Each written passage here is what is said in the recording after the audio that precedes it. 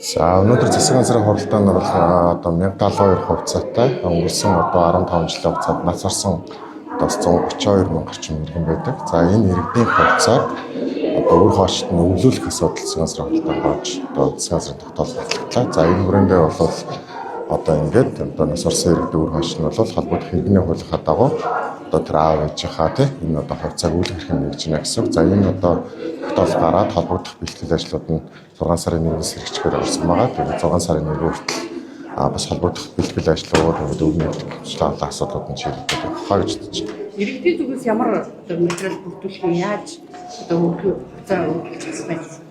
За ерөнхийдөө бол иргэдийн зүгээс бол нөгөө өв залгамжлагчид тодорхойлох гэдэг одоо иргэний хууль төр байдаг энгийн процедурууд явах гэсэн. За мэдээж төлбөр тооцооны хадгаламжийн төв натуралтай холбоо бол хамтраад мэдээ солилцох системийн бэлтгэл байдлыг бол хангацсан байгаа. За энэ хүрээндээ бас зарим процедуруудыг бол илүү хөнгөвчлсөн байгаа гэсэн. Тэгэхээр яг хөө ерөнхийдөө нөгөө одоо өв залгамжлалын асуудал бол нөгөө натурал иргэний хуулиар шийдэж байгаа шүү дээ.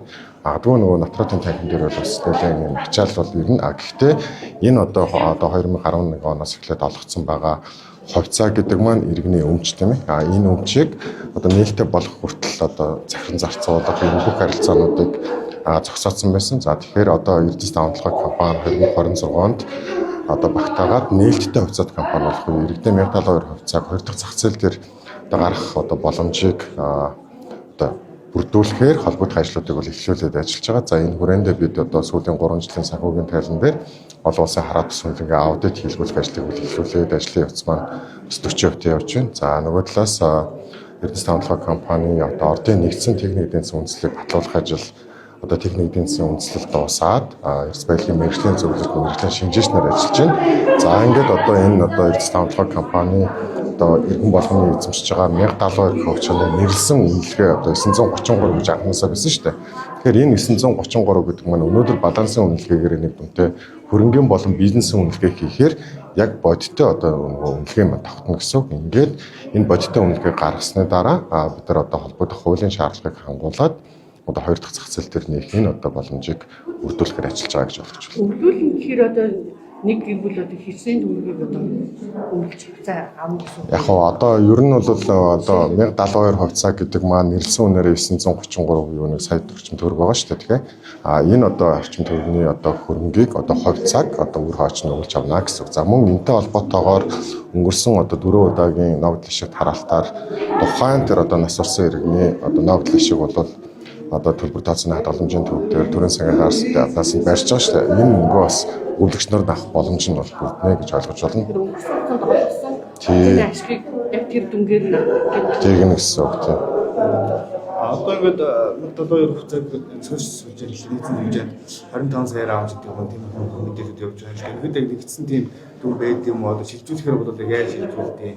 Тэр талаар танд хэлсэн зүйл байна. За одоогоор бол 1072 хувьцааг тий шууд одоо шилжүүлэх ийм одоо боломж байхгүй. Энэ 2 дахь зах зээл дээр нэгдснээр тухайн одоо хувьцааны нэгж одоо үнэлгээ тогтоогдсон шүү дээ тий. Энэ үнэлгээгээр л одоо хөрөнгөний биржээр дамжуулж худалдан борлуулах боломжтой гэсэн. Тэгэхээр магадгүй одоо нийгмийн сүлжээн дээр одоо 25 саяар ч юм уу одоо хэдэн саяар ч үдийн зарна гэдэг бол энэ бол одоо лойрч юу гэдэг бас хэрэгтэй анхаарах хэрэгтэй тийм. ногдол ашиг одоо өнөөдөр гэж яг хизээнээс эхлээд ирэхэд шилжүүлэх юм байна.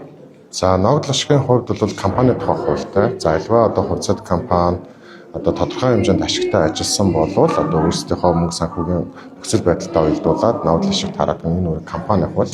За компани хууль зааснараа бол одоо санхүүгийн тайлан гарснаас 50 хоногийн дотор одоо төлөвлөлөө өдөртөх зөвлөн ногдол ашиг тараах хэсэг талаарх шийдвэрийг гаргаж одоо олон нийтэд нээлттэй мэдээлэлт хувьцаа эзэмшдэг тийм ээ.